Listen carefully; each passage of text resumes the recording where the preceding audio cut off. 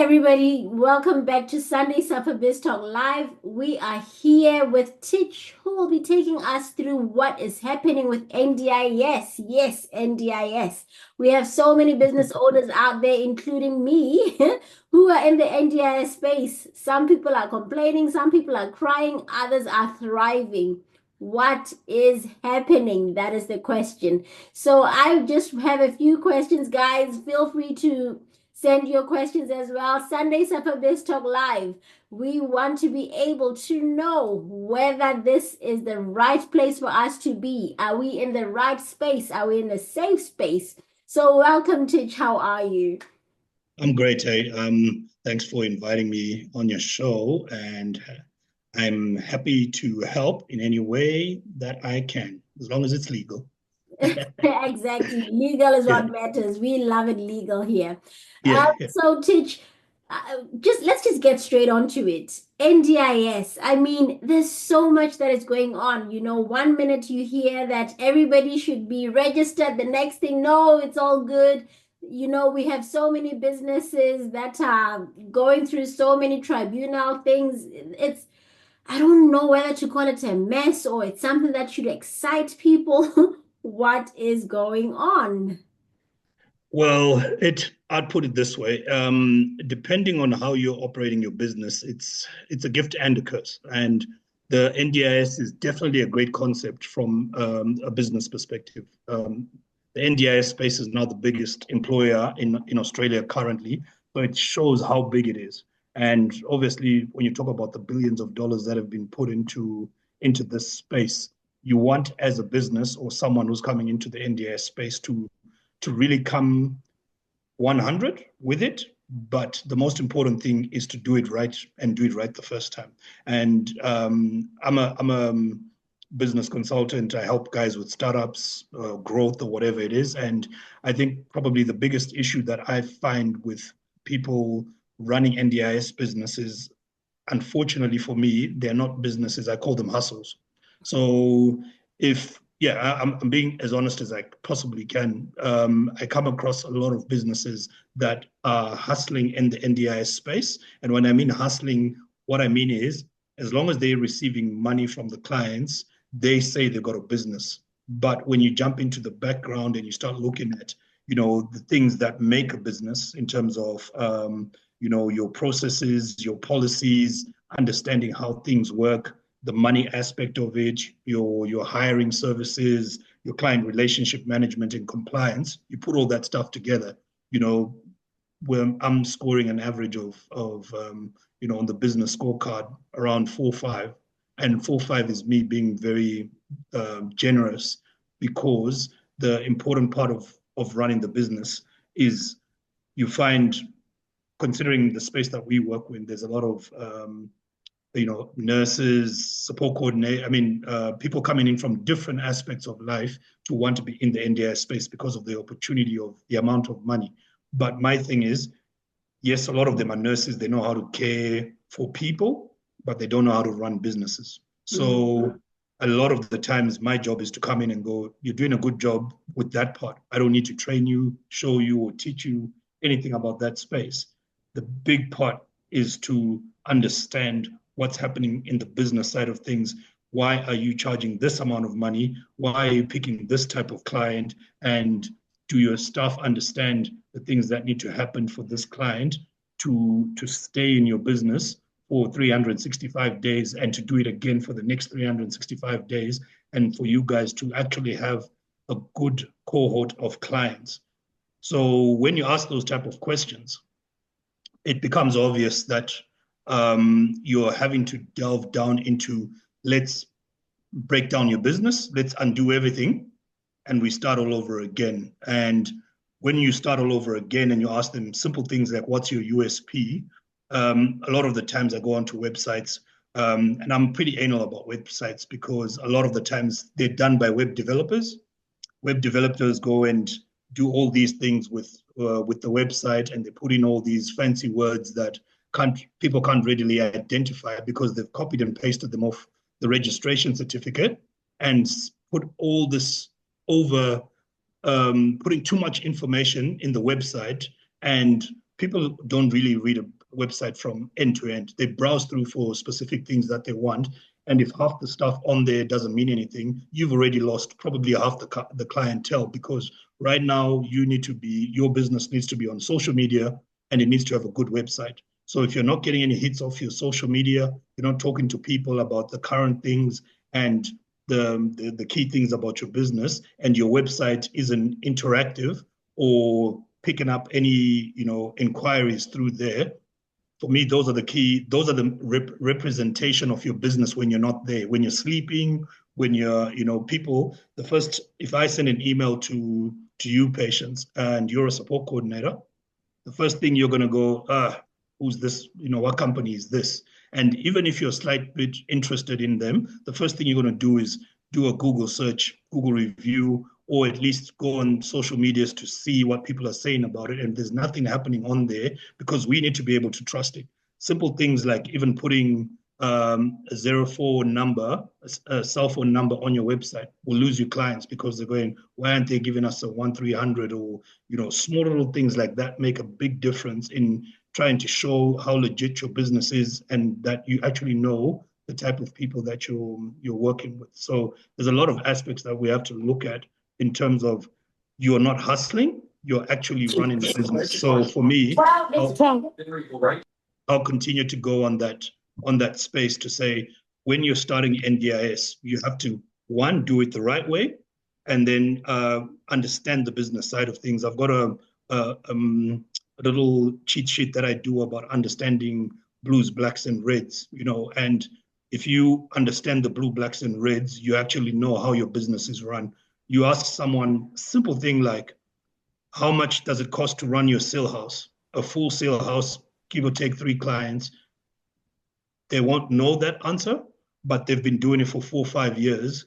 And you're now asking yourself, if you don't know that answer, how do you know you're making a profit? How do you know how much your staff are being paid? You've got your SHADS awards. You need to understand your SHADS award, and you need to understand the client needs for you to put in the right staff on the right award. All those things make a big difference in understanding how much you're going to make from one house before you even consider the idea that I want to set up this house. Genuine mistake. I'll give you an example. People set up a sale house with a 1 to 3 client. I would never do that, because if it costs, I'll give a rough number of some of the houses. The prices might be different in Melbourne, but this side will say $360,000 is used to run a sale house for the year, and that's just the stuff for three clients. 1 to 2, we'll say 1 to 2, whatever, and 360K. And then you get a 1 to 3 client who brings in $199,000, and probably say they're doing 20 hours of community access, which is probably another $60,000. So when you now do the math and put all that together, how long do you think you're going to run with a 1 to 3 client if you don't fill that house? What's going to happen financially? And then someone tells you, oh, I've got 3 other houses where I've got 1 to 3 clients, So now you're running 4 houses with 1 to 3 clients. And then when you look at the numbers aren't numbering, So for me, it's understanding this. There has to be certain rules. You have to have your USP, understand your strengths as a business owner. These are the type of clients that I can manage. And especially when you're small. When you get bigger, you can just hire people who are good in those spaces where, you get a compliance person, you get a behavior therapist, a complex care nurse, and you start growing the business. But at the beginning, you want to start in a boutique way with your strengths, and use your strengths to leverage your business. Even your location helps with where are you in terms of your location, and working with the hospitals around there, and building from your location. If no one knows you in your location, what business have you got being in North Queensland if you can't even attract attention where your office is based? Do you know your member of parliament? Do you know your councillor? Do you know the disability organizations around you? Are you attending any functions for you to be known? Because you have to build a reputation and an understanding of the type of environment that's around you for you to leverage your skills, two, your business knowledge, and three, understanding how the environment around you works for you to start leveraging all those things together to build a good, legit business. Wow. So basically just removing yourself from that situation where people will feel like you're just a fly-by-night business. Yeah, You need to really ensure that people, when they see your business, it's not saying powercare@gmail.com, but it actually has to at least be info at powercare something, you know? yeah, So yeah, those yeah, small little things that sometimes we overlook are yeah, the small things that people out there who want to give us clients are yeah, looking out for in order for them to trust us with those clients. yeah, Very interesting. yeah. Yes, Kathy. So I'll give you a little Yep. example.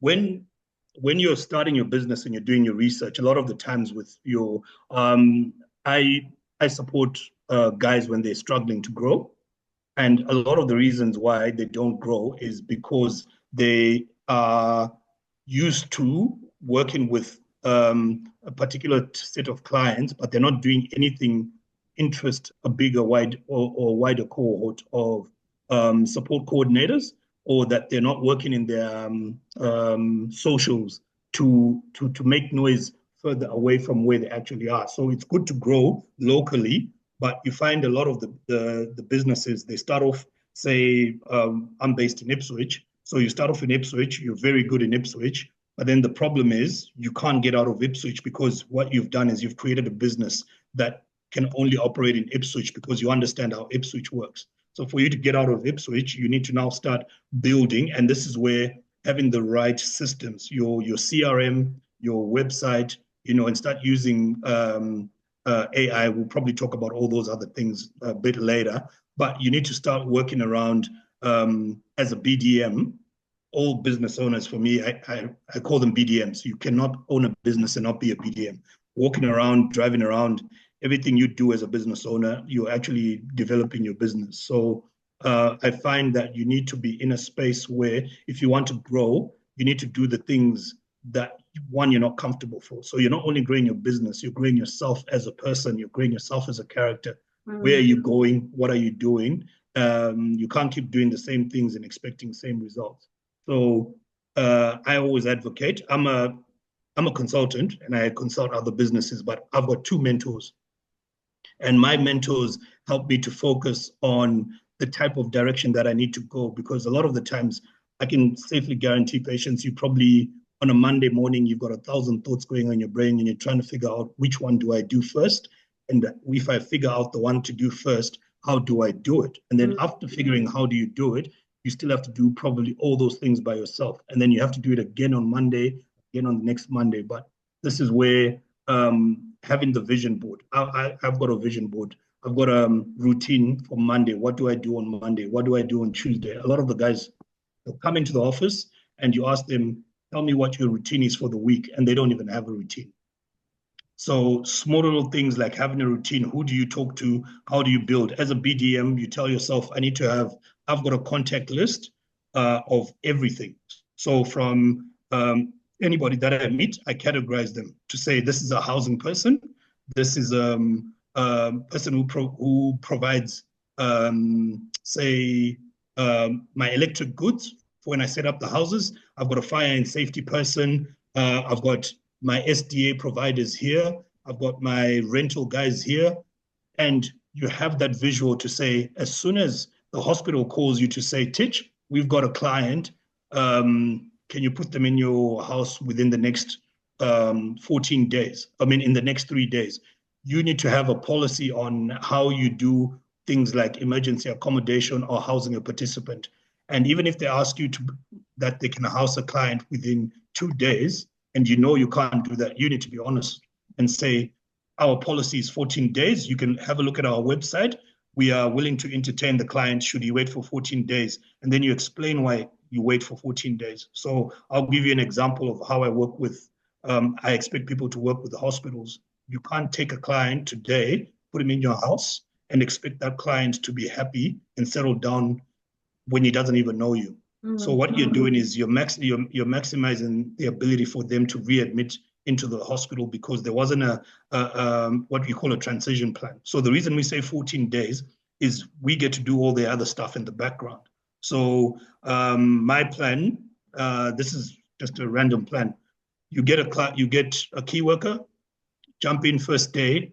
Your key worker's job is to collect as much information from their client, build a routine, see what their medication is like, create an activities for the week, and put all that stuff on paper, and go and set up all his documentation, usually 4 or 5 files for the client that they need to fill in all that information, get their meds sorted, and get the doctor to write out meds profile and send it directly to the pharmacy so that they can do Webster packs. So by the time that person's in the house, you're passing by and picking up the meds and they're already in the house, instead of trying to figure out, oh, what are we going to do with the meds and all. But it's pre-planning all this in the background, collecting the info, talking to the doctor. If he doesn't have a doctor, you already find one close to wherever the house is, and do a full doctor's report, a full doctor's appointment, a long one, get a CHAPS done, all those things. But what you're doing is you're creating a standard of bringing that client by collecting the information and all these, and working with the hospital to show them that, these are the things that you do. And they're watching all these things that you're doing and how rigorous you are. And then when you get the client's already excited. You've gone and showed him the house in the 2 weeks that you're working with him before you transition. And when the doctors ask him, are you ready to go? He's like, sign the papers, let me go, because you've already built up all that rapport and that excitement for this person to go in. The likelihood of them coming back to the hospital are very slim, because you've worked really well with them. You've spoken to your contacts to come in, put in all the electricals. Your fire safety guys have gone in. Your guy who puts all the beds and everything together has done all this within the 2 weeks while you're working with the hospital. So you're showing them that, one, you know how processes work, you know how to build rapport with the client, and you've got all these standards, and the hospital guys are watching you, the social workers, the support coordinators, the OPG. I had a situation where every time there was a client who was a problem and they couldn't get him out of the hospital, the OPGs would call me and say, Tich, what's the problem here? And I would have to go into the hospital and realize that the hospital doesn't understand NDIS processes. So they're busy writing OT reports that are medical related instead of disability related. So I had to teach them the language to say, you can't write these things because NDIS is going to say these supports are medical related. They're not NDIS related. So changing that language and helping them to understand how NDIS works made it easier for the hospital to start getting as many clients out of the place as they could. Yeah. Now, with all these upcoming NDIS, or should I say new NDIS providers, Yes. what are the challenges that they're facing, and how can they overcome them? The biggest challenge is obviously is where are the clients, but what other challenges are they facing? The other thing, I think the most important thing is we find circumstances where people they get registered into the NDIS, and then they hear people say, oh, but then there are people in the hospitals who need houses, or who need cleaners, or who need gardeners, or who need people to take them out to the community. But then as a new provider, how am I able to penetrate that market? So my thing is, when you started off at the beginning, you need to be consciously aware of what it is you want to do, how it is you're going to do it, and making sure that you're doing it right at the beginning. So I'll give an example. Like, I quit NDIS, say I quit today, and then within 2 weeks, I had clients that I had, but it wasn't on the fact that I had done my research. I already knew what I needed to do. I knew where to get the clients, but a lot of the times it's based on the fact that, who are you talking to? Are you going to be able to walk into a hospital, give someone your business card, tell them about your business, what it is you do, what your background is? Because a lot of the times people want to qualify who you are. I can't just walk in and go, hi, patients, my name is Tich, can you give me clients? You have to able to work and talk to people in such a way that it's about trust. I'm not going to give you a $600,000 client based on a nice website or anything like that. You as a person represent your business, and you need to be able to build yourself, one, skill wise, business wise, and also thinking outside the boxes. The clients are there, but you also need to be able to think outside the box. How you can think outside the box is understanding. I'll give you an example. I'll research wherever that you're staying right now, patients, and go, these are the hospitals that you have around you. These are the specifics of the hospitals that are around you. So say you're specialist, you specialize in clients with behaviors. I can do research and go, these are the 3 hospitals with clients who are in mental health wards who require behavior supports and robust houses. So now that you've figured out which hospital it is that does that, your job as a BDM or business owner is to get into that hospital, find out who's in charge, find out because you can jump into the hospital and go, I heard you guys have got a secure unit, and I wanted to find out who your support coordinators are that support these clients. They can give you a list. Yeah, Wow. you can just request a list. You're not asking for a specific name or anything like that. Or you can just say, can I speak to the head social worker for the secure unit? I just wanted to introduce our services. We've got we can support clients with high behavior requirements. This is my business card, and then you jump in there once in a while to have a chat with whoever the social worker is, and also asking around who the support coordinators are, because a lot of the times we're sending all these emails to support coordinators, but we're not actually, 2 things, talking about your USP and understanding who's the support coordinator. I don't like bulk emailing support coordinators. I prefer I'm going to have a meeting. I prefer intimate one-on-one meetings. 2, if I'm going to send an email, I send an email specific to that support coordinator's needs. If that's a specialist support coordinator and their job is to bring out clients from a forensic unit, I have to appeal to exactly and only that, and not try and fluff around about other things that your service provides. So I would word something like that around the fact that this is my business, this is who we are, and our job is to support participants with forensic and behavioral needs, and continue to be specific to say how we support them. This is how we support them. We've got staff who are trained in MABEL, who know how to do,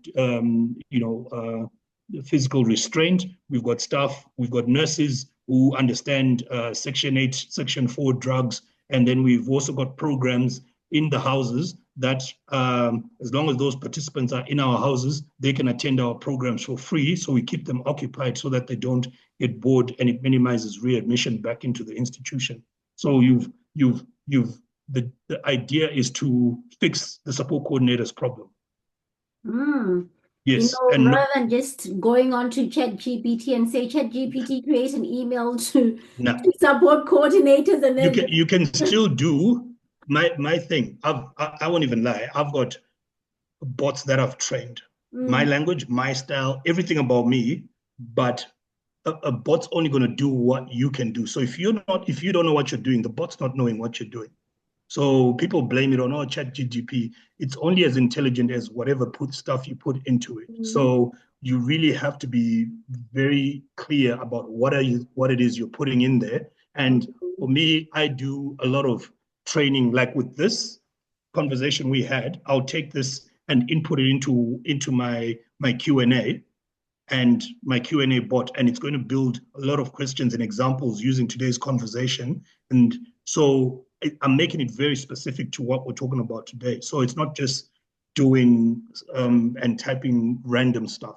You have to teach it first and then type stuff in. So if you want to understand policies and whatever, take your policies, put it into ChatGPT, and then you say, can you identify which policy supports me to fire staff? And it will bring it up. Yeah, so it's really being intelligent around understanding what exactly you want out of those things. So back to the support coordinator thing. Your support coordinator, they get thousands of emails. But if you are going to be that one person who sends an email that goes, hey, patients, I understand your problem. This is how we fix your problem, and this is how we can support you to make sure, so in as much as you're getting the client from the support coordinator, you always make sure that you're oversupplying information and making it easier for that person to give you the client without there being too many fusses around it. So my thing is, even with your intake form, a lot of the times people they're just happy to take the client, but your intake form at the beginning needs to be very precise and with all the information that they can put in there, so that by the time you get the client, you've already done your risk assessments and created all your documents and trained your staff. And this is the reason. Remember, we talked about that 2 weeks waiting period. That 2 weeks waiting period is where you get to do all these things in the background, so that by the time that person comes, your key worker has already built a rapport. You make that person, this is what I would do anyway. I would make sure that whoever that key worker is gets the first 76 hours with that client in that house, that they've got permanent 76 hours, because that client has to see that staff member more often than any of the other staff. And you build the stuff around him because he gets to train, he gets to tell this other stuff. This is what I've identified. This is, and then you fine tune all those supports with training and all these things. But that will be your go to person for that person, and you're increasing the ability for that house to function more effectively with a person who knows the staff, who knows the client, but at the same time with the person who gives you feedback on what to improve, because that's the person who started off with that client. Your policies are only there to back you up and back the way the house runs, back the way your rostering goes and all that stuff. But that person becomes your eyes and ears for your business. And people like that, you keep an eye on them. If like I had my old company, I had 2 staff who I used because they understood how the hospital works. They understood what documents to do.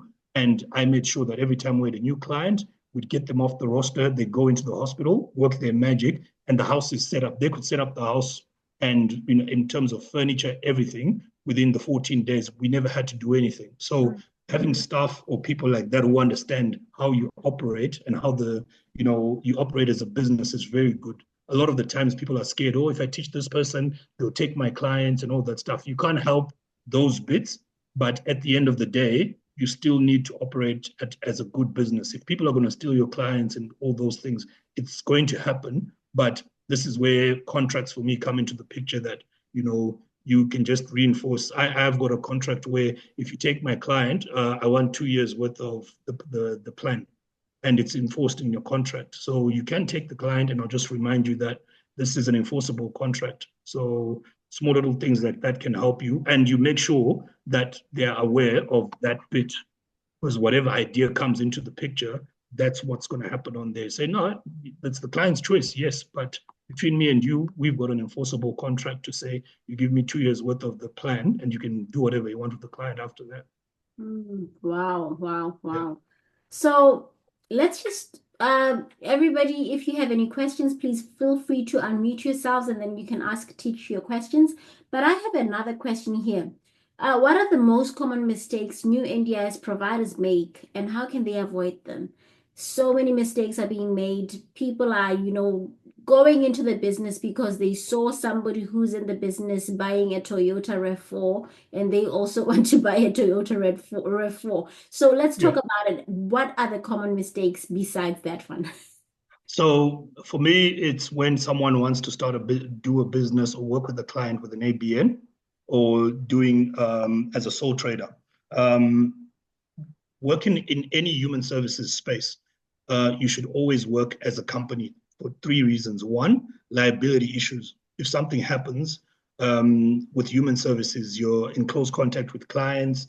They might accuse you of sexual harassment, or swearing at a client, or any form of abuse or anything like that. But you want to do 2 things to make sure that you're secure in terms of liability. You also want to separate your personal stuff from your business, and at the same time you want to run it in such a way that if you grow, because people usually do ABN, want 2 or 3 clients, but then as soon as they become 5 or 6, you can't do that with an ABN. because the ABN is just, I want to have 76 hours worth of work, but you're not looking at it from a business perspective. And a lot of the times, people who do the ABN and sole tradership are actually taking shortcuts. So you want to make sure that if they start it up as a business, they run it as a business. Hence, remember my statement earlier when I was saying a lot of people are actually hustlers. They're not business people because they are doing the bits, but they're only focusing on the getting paid part. But then if you jump in the background and ask them, what are you doing? Let's see your paperwork. Let's see your stuff. So my thing is, my number one statement is do it right the first time. So the mistakes is that you see a client comes to you and you decide you're going to drop everything and look after this client. But you need to be honest with yourself. Do I have the capacity? Yes, the client likes you and all those things, but you need to go back and go, do I understand how to run a business? And this is my thing is it's good to be honest with yourself. If you don't understand how to run a business, you can go and join and work with someone who's understands the business side of things. Or there's back in Queensland, there's lots of couples who are doing very well, got really good big businesses and stuff. And the way they run it is one person does the PR and the business in the background, and so usually the dude is doing all the monies and understanding how to run the business, and then the wife, because of the nursing background, she's taking care of the client. So it's that understanding of knowing you work on your strength, I work on my strength. I'm mentoring a lot of a couple businesses where I see that split between someone does the money side and then someone does the service delivery, which is good because when you're now talking to, they can continue on their strength. It becomes harder when you got one person who's trying to do everything. And usually how I do it or try and work with them is to understand. I do a 1 year mentoring service where in that 1 year, it's good to understand your business, all the aspects of your business in and out, so that when you do grow and you start getting like a business development manager and all that stuff, when you're handing over to them, you've built the structures, you've built the processes, and you understand so that when that person comes, I think for me, the biggest con in the whole business of NDIS is BDMs. BDMs for me are getting the quickest money and heading for the hills without ever really doing anything. And it's because a lot of the times people are going, I need more clients. Let me get this person. I'll pay you $150,000. You're not even paying yourself $150,000. And then you bring in this person who says all these big things. But what people don't realize is NDIS is a new industry. Anyone who says they've got 5-6 years business, and I'm not trying to say anything bad about BDMs, but my issue is around the fact to say it's one thing to be able to sell pens and chairs and furniture and then think because you've been a BDM in that industry, you're coming to the disability space and wanting to do that. You can't, those are products. NDIS is human services. You've got people who are very vulnerable, who need support and whatever. It takes 3 to 6 months for a good BDM to build the right structures, embed themselves into the system of your business, and to now start getting the feedback and the real supports and the real clients into your business. It takes 3 to 6 months for a good BDM who knows what it's doing. Anyone will tell you, I'll jump on a boat and I'm going to give you clients within the first 3 to 6 weeks or whatever. It's for me, we need to look at the style and the standard of how it's being done, and not someone who can probably steal 4 or 5 clients from his old provider, which is usually what they do, and they bring them. And then you think, oh, yeah, this guy is going to be really good. And then after that, they don't bring clients for the next 9 months, but you're still paying them. And then once they get to that year, they're gone because they realize that they're not, and they can do this to 6, 7, 8. So now they're saying they've got 5 years experience, but 5 years experience of being in a space where they're just jumping on to the next, because everyone's trying to get clients. So my thing is, as a business owner, know your business in every aspect of how it is, from your money side, like the perfect example I gave about, do you know how much it costs to run a house? Do you know, perfect example I always say with someone is never start a house 1 to 3. If at all, your first house should never be a sale house. It should be an SDA property, because an SDA property, you never pay rent. I don't want to start my first business paying in Vic, you're paying what, $900 a month, a week for property. You multiply that times 52. How much is that? But if I have an SDA property, the rent's being paid by the clients and the owner of the SDA property, and then you've saved. How much have you saved? 900 times 52. That's coming back into your pocket. So instead of working hard, you're working smart. But these are things that you need to have rules around and be very honest with yourself that this is what I'm willing to lose, and this is what I'm willing to do.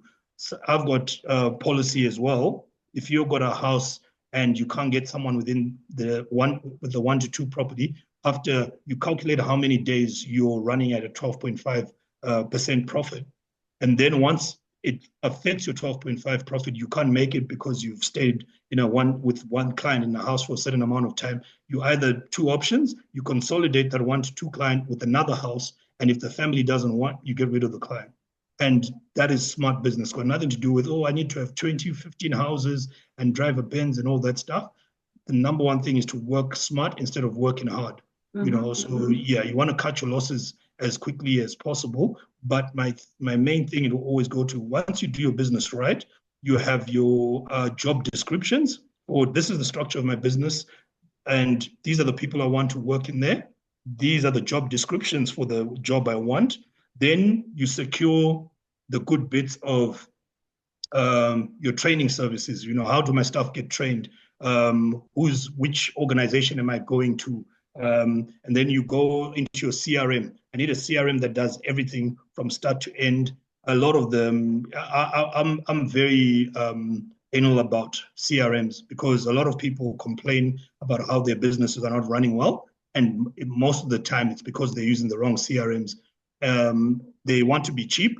My thing is, if you're coming into the business, the 3 things you need to invest in knowledge, invest in the best systems, and you also invest in mentoring. CRM is a client relationship management system. So things like Shift Care, things like, I don't know what other ones that they use, MYP, Brevity, and all that stuff.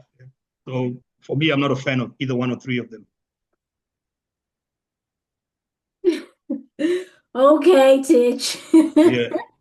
That ended. I'm not a fan of either one of them. Yeah, no. I'm being. My thing is, you're gonna get Brevity, you're gonna get Hero, then you're gonna get another employment one, and then you're gonna get. So you'll have like 4 or 5 CRMs that you're using for different things, because they're not doing stuff. So you want a CRM that picks up anything off your website. You want a CRM that does your pays. You want a CRM that does your CRM of choice. I will type it out. There's probably CareView and this one called Izango. Oh, yeah, I know them. Yeah, so Izango, the reason why I like it is because I sat down with that guy and told him what the problems are with all the other systems. I try to do that with the MYP guy, but he thinks because he's making a lot of money, he doesn't care, but he's probably lost a third of his clientele. Leave them alone. Yeah. So anyway, we'll go back to, so if you got the right systems, you got the right staff, and you're training them well, this is what builds a very good cohort of a business. Because I remember, patients, we had that conversation before, that you want to be in a system where, and this is my rule, in 3 years, you want to be in a space where you make yourself redundant from your business, because you've created such a good structure and a good network that you don't have to be there to run your business. That's how you should be able to operate. So my thing is, if you can go away on a holiday and not look at your phone for a month or 2 months, it means your business is running well and it's got the right systems. If you're calling and thinking, I have to stop drinking my margarita and do the payrolls and all that stuff, why are you on holiday in the first place? They call it succession planning for a reason. It's part of our policies. It's part of our processes. We need to be able to understand how succession planning works, and it should be part of your plan from day one that you start a business? How many years do you want to work and actually let your business function? I don't know if you guys, I love to give an example of, I love seeing Zimbos doing really well. And, I'll give, is it BSS agency? Yeah, yeah, yeah. I don't know if you guys, yeah, if you know, yeah, he's a Zim guy, Ken. He's in Zimbabwe right now, playing golf every day, but his business is running in Victoria because he set it up in such a way that he can do that and still enjoy his life, and he can come back anytime. If he wants to do, he can catch up with people, but he's not calling people to ask them what's happening because he can do that on the CRM. The CRM, he gets his reports and all that stuff. If there's a question, he picks up a call and asks, but he doesn't have to be there. So Mm, if you can run your business in such a way that in 3 years it's self-functioning, you've done a very good job. But it only works when you set it up right. You get your mentoring, you get your CRMs, you get your training, and you make sure you get good staff. I had a company that I went into to go and look at. Um, I had to go look at the staff because he was wondering why it's not growing. And it was the culture. The culture was terrible, and everyone wanted to own their space. Oh, I'm the accountant. Nothing happens without me. I'm this part. And this person is not working with that person. And we said the system is owned by the business. mm, The processes are owned by the business. So we can't come and say we own something that is part of the business. As soon as you go, clock off, you go home. The systems, the business, everything remains here. If you get fired, it's going to be the same thing. But what we want to know is what's your role in the whole flow from start to end of the business? And from then on, you just play your part and you support the back end and the front end of which you are a part of and make sure it runs properly. But it was the fault of the business owners because the business owners weren't encouraging that positive energy because they'd come in and leave whenever they wanted, and people started worrying about how to do things. So they started taking shortcuts and all these type of things because there weren't proper processes. They weren't adhering to policies. Even when you ask the staff, how do you do this process? There were 6, 7 ways to do it. Show me this document. There was 9, 8 documents of the same thing because this one decided, oh, I don't like this document. So, why aren't you version controlling documents and those type of things? So they might sound like small and everything, but as you try and grow your business, it will absolutely crash if it's not sitting on the right foundation. mm, But it's not to say that you don't know it. It's to say you need to seek. If you want to grow a certain aspect of your business, you need to play around with those people. Like if you want to understand SDA, look for SDA providers who will entertain you. You come to their place, have a chat with them, and collect as much information and knowledge from them around the SDA space. How am I going to do this? How do I want to scale this? And have them and a partnership with them where they benefit from you and you benefit from me. I cannot, for the life of me, begin to explain how important partnerships are. And we're mm, not talking about partnerships where it's one-sided. We're mutual beneficial partnerships where you're getting to benefit by representing each other in spaces and offices. And this is why I was talking about USPs. If you're going to be a person who's good with behaviors and you get a client who's in a wheelchair, if you know each other that, oh, this person is good with wheelchairs, with wheelchair clients, you can stand up and say, this is the provider that I know, and and you pass on that information. If it means you're going to do monetary referrals or just a mutual agreement, MOUs are very good. I can help out with creating MOUs of how people can work together. But it works the same way if you want a behavioral therapist or an OT or someone who's going to speak on your behalf, or you pay them for finding new clients. Every time you see someone, find a way. This person does this thing. How can I work with them? How will it benefit me? And you can explain to them, say, oh, we've got this client, he doesn't have an OT. I'm happy to put your name forward. But it's also in that aspect, not to go, yes, but if I give you this client, you need to give me a client. It's just understanding with not so certain words that this is, if you look out for them, they'll look out for you. And yeah. sometimes it's good to behave in a way where you're being professional, but when people see what kind of a provider you are, they are happy to support you, work with you, and support you to grow your business. Mm.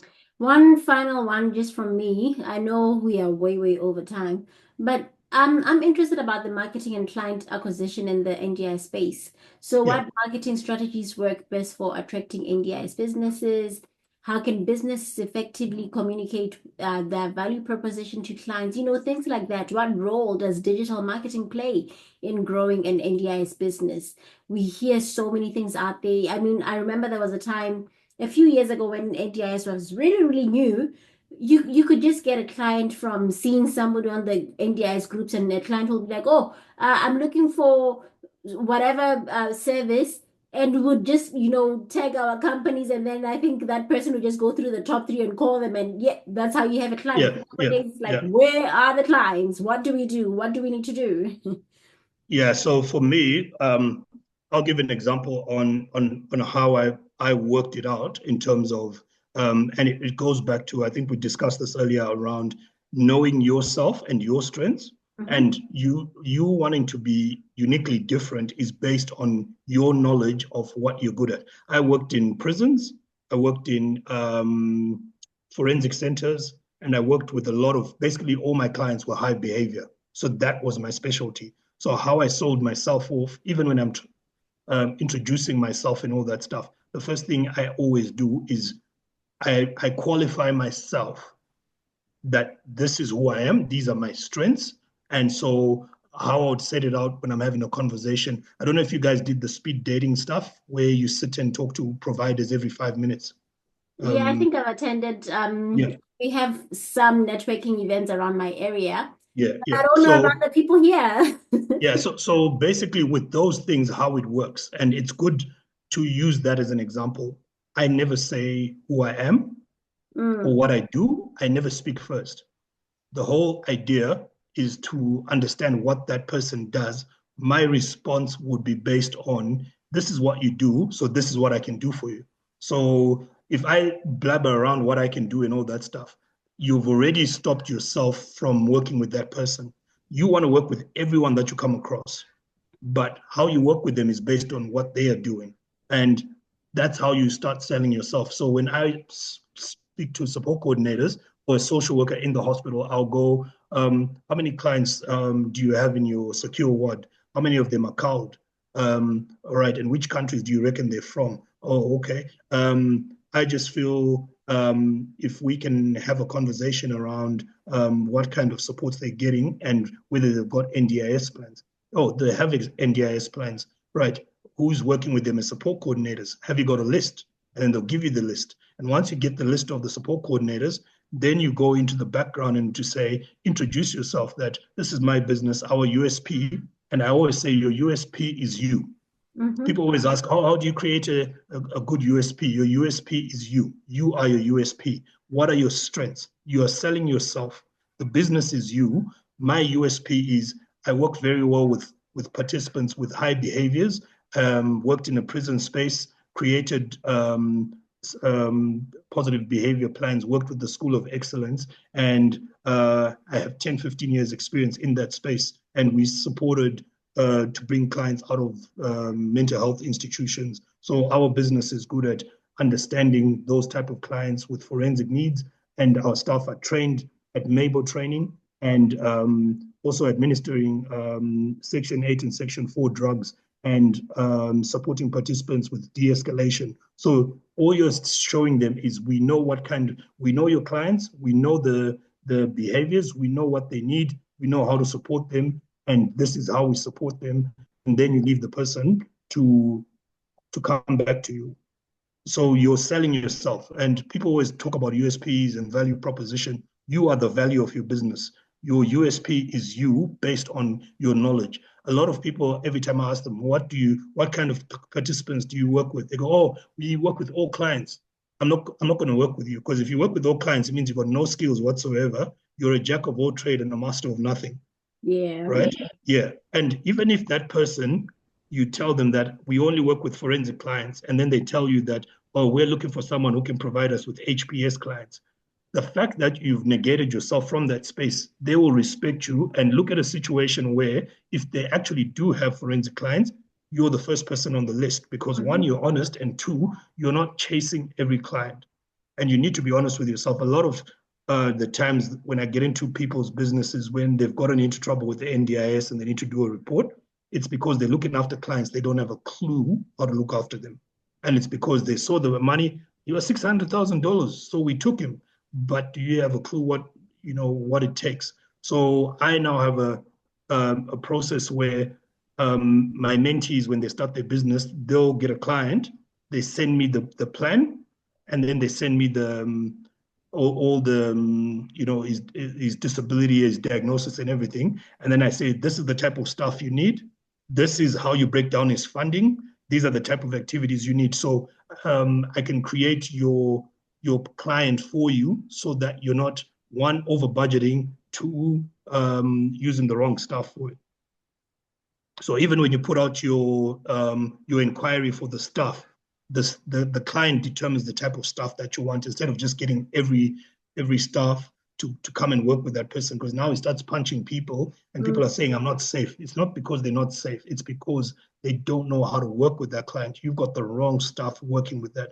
Everyone who works in a forensic or works with a client who's got high behavior needs, Mm. they go to work every day and they come home because one, they understand how to work with those clients, and two, they are trained to do it. Anyone who tells you they're not safe, 90% of the time it's because they don't know what they're doing or they haven't been trained, and it's not their fault. You're putting them in the wrong house because you just want to fill the shift and make the money. Wow. Thank you so much, Tich. Can you just tell us about what you do? I've been seeing a lot of people coming into my inbox to say, what does he do? I need him. Yeah. So let us know where we can contact you, what you do, what's your business. Yeah. Yeah. I'll send. I don't know if the guys are on the what's it called, the groups that we usually chat on. I can send my details on there, but Because I we work. are also live on Facebook. So Yeah. Yeah. let's Yeah. just share the information. But guys, Yeah. you know me, I share everything. If you want Yeah. to teach, get So it to me. I'll my send it my to you. company is called Ilios Consultancy, and we're based in Queensland. But we do everything from business startups, we do compliance, we do house setups, basically anything around NDIS where you're trying to support your clients from the intake process to getting them settled down, and also preparing your guys for audits. We also do policies and documents, and we support you with a business school to understand this is what's happening, this is what you need to do. And if you really, really need help with things like USPs and websites, we do websites as well. I can share a few websites that we've done. I think we've done Global Star, we've done Conze Disability, Starling Group. There are a few that I can remember off the top of my head, but my websites are very different in the aspect that they're very specific to you guys, and there's none of those long jargon stuff from the registration. I, I'm not a fan of that stuff. It's very personalized to you, understanding you as a provider. I will add you to those groups. I'm Yeah, not sure if I'm so admin, but I'll ask them to add you. Yeah. yeah, so we're actually on Facebook. I'm on Instagram. I think I'm on some of the other stuff. I don't manage my own pages, so funny enough, I made my own pages word for word, but I don't manage them. Somebody manages them for me because I can't be in 50 places at once. But yeah, check me out on. You can do an inquiry on my website, www.ilios.com.au, eleos.com.au. And yeah, I've got a Calendly invite. Usually your first inquiry is free. And then after that, I think it's $150 an hour or whatever. But I can always fix it up in terms of how you want it to look and what exactly supports you. And it's usually absorbed in the in the consultation anyway, so you never get to see the costings. So, Yeah, Tich, I guess as a favor, just send me your Calendly as well. And then yeah, I can forward it to so many people who are like, please, please, please. So yeah, sure, sure, I will no hook problema. you up with Tich. I won't keep him to myself. I would love to, but Unfortunately, my nature does not allow me to. I'm an oversharer. I will share. Yeah. But otherwise, Plus, we're doing. Remember, we're doing the. I've got my program. Can you even NDIS? I'm just finalizing it, yeah. and Patience and I will be doing a fair bit of stuff. So we'll be working together in a bit, and it'll be nice if you guys can jump onto that as well. But Patience is my go-to person. So because I'm based in Queensland, I don't know much about what's happening in Victoria. So if she'll tell you what's happening down here, I'll tell you guys what's happening from my side. So, guys, it has been excellent. Titch, one final question that we ask Yeah. everybody here on Sunday Supper Biz Talk Live. Have you had your supper yet? No, I haven't. Well, it's I an hour haven't behind. We too. have it at 6:30, so I still have another 30 minutes to go. Oh, lucky you. Yeah. I'm just thinking, all right, it's now time to go and have my supper. Yeah, But yeah, obviously. otherwise, guys, thank you Yeah. so much, Titch, for everything. That was so insightful. For the next few weeks, guys, we will be just talking NDIS. I've had a lot of people coming to my inbox to say, Pesci, what's happening with NDIS? Okay, I got you. I will definitely be inviting Teach again, I think in a month or so, to Yeah, sure. come back again after we've heard from the other three speakers that we have. We Yeah. just want to have a solid, NDIS thing just to get people, we have so many people out there, Teach, who are doing great things in business, but they don't realize that they can also service NDIS clients. We have Yeah. people who are building, they don't know that they can become NDIS SDA builders and whatsoever.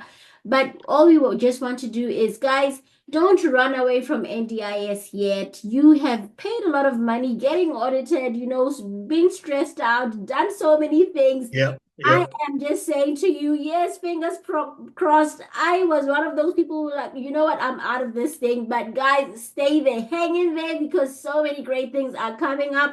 For as long as you are being compliant, for as long as, like what Tish was saying, you are doing the legal things. Yeah, exactly. Keep it All legal right. and you'll be fine. Keep it legal and you'll be fine. Otherwise, guys, thank you so much for tuning in. Wow, this was an hour. It was meant to be 30 minutes. 30 minutes. I talk too much, my fault. No, it's okay. We Yeah. totally enjoyed it. You guys know I never allow it to go this long, but because we had such a fantastic presenter, I just had to let it be. Thank you so much once again to Thanks, everybody. Patience. Wow, this has been so amazing. This has been good. We are well equipped. We are ready for 2025 NDIS businesses. Yay! We are ready to conquer the world. All right. Thanks, hey, Patience. Really Thanks, guys. Have appreciate a it. good night, everybody. Good See night. Thank Bye. you, thank you, thank you. Bye. you. Bye. Bye.